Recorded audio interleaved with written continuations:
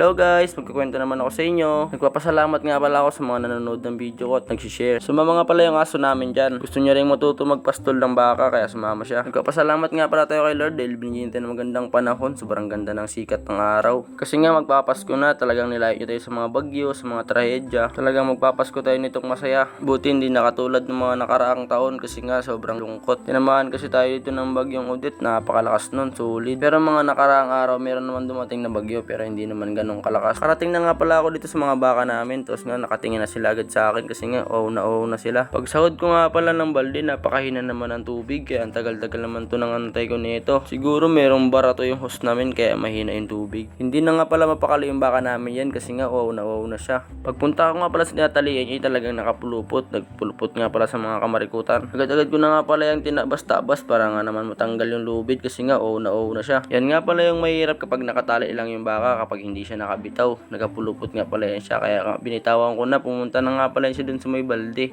Naubos niya na nga pala yung tubig sa balde kaya dun lang siya naginom sa mga naka-stack ng tubig. Pagkatapos nga pala makainom, tinali ko na rin nga pala yung baka kasi nga baka makabitaw pa, mahirap na, matinding habulan yan. Baka kasi biglang magtakbo yung baka tapos nga makalabas ng bako, delikado, marami siya makakain doon ng mga pananim ng kapitbahay. May nagmamaisan nga pala dito malapit sa lupain namin, tapos nga katabi pa namin dito yung PSU ng agriculture kaya nagtatanim din sila dito ng mga gulay. Sunod ko nga pinainom na rin yung baka namin na orange kasi nga na rin yun siya. Syempre bago ang lahat, papasalubungan ko rin nga pala yung mga baka namin. At syempre parang tao rin yan sila. At gaya nga nasabi ko, kapag may panulak, dapat may pambara. Mabilisan kuha lang ako dyan ng saging kasi nakita ko paborito nila yung dahon ng saging. Napansin ko nga lang pala dito yung pag-vlog ko sa may baka. Yung pagbigay ko ng dahon ng saging, talagang sinugod ako na agad ng baka kasi nga paborito niya pala yun. Katulad na nga lang pala ng baka na ito na pula, pagkita niya sa saging talagang sumugod na siya agad. Patok kasi yan sa panlasa nila yung dahon ng saging, tapos pag kinagat nila nagaragumo.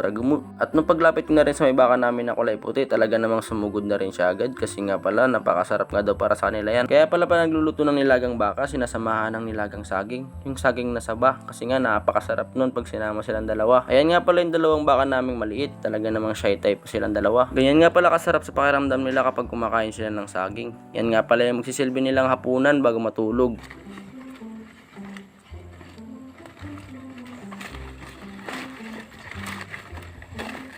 Sinubukan ko nga pala tong lapitan yung dalawang maliit na to, kaso nga lang ayaw nila. Di pa siguro sila sanay sa tao. Kumbaga tinatawag sa amin dito yung di pa sila maamo. May mga teknik din kasi yan para maging maamo yung isang baka, pero di ko alam yun kaya nga uuwi na ako. Kaya nga yung pauwi na ako, dito na nga pala ako dumaan sa likod ng PSU. Yan nga pala yung likod ng PSU guys. Yan nga pala yung agriculture farm nila dito. Medyo masukal nga lang yan kasi nga nagbakasyon na rin siguro yung mga estudyante. Kakadikit-dikit nga lang pala yan dito yung PSU, mini city hall at satellite. At ito nga pala yung likod ng PSU. Dito nga pala yung kanilang mga manukan, mga agriculture, mga gulay-gulay nila, nandito yan. Pagkagabi nga pala, nagante nga pala ako dito ng manok namin. Kinabukasan kasi niyan, birthday ko na, kaya nga pala yan nga lang ang magiging handa ko. Adubuhin ko na nga lang pala yan guys para mas masarap. Hanggang dito na nga lang pala yung kwento ko. Bye-bye!